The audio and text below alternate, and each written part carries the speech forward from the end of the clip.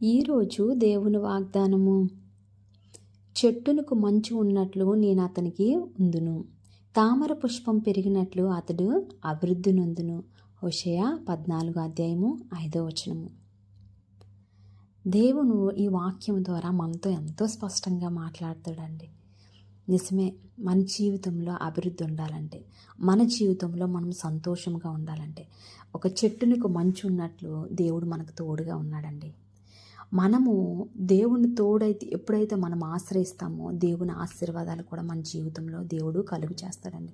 చూడండి, తామర పుష్పము ఎంతో ఫ్రెష్గా ఉంటుందండి, అందరినీ కూడా ఆకర్షిస్తుందండి. తామర పుష్పం అంట నీటినంట పరిశుభ్రపరుస్తుందంట.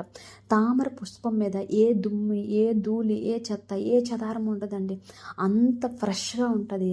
దాని మీద నీటి బిందువులు ఉంటాయండి. చూడడానికి చాలా అందంగా ఉంటుంది. ఈరోజు నీ జీవితము అట్టి రీతిగా ఉండాలని కోరుకుంటున్నావా?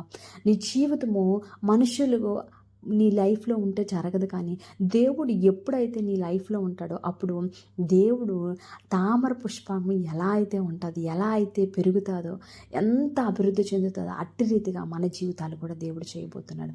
మనం చేయవలసిన పని ఏంటంటే దేవుడితో అంటుకట్టబడేవారుగా మనం ఉండాలండి. దేవునికి మనము ఆశ్రయించేవారుగా ఉండాలి. అప్పుడు దేవుని గొప్ప కార్యాలు, దేవుని అభివృద్ధి, దేవుని ఆశ్చర్యమైన కార్యాలు మనందరి జీవితంలో కూడా జరుగుతాయండి. దేవుడు ఈ ఆశీర్వాదాలు మనందరి జీవితంలో జరగాలని దేవుడి కొద్ది మాటలు దీవించి ఆశీర్వదించిన గాక. ఆమేన్, ఆమేన్.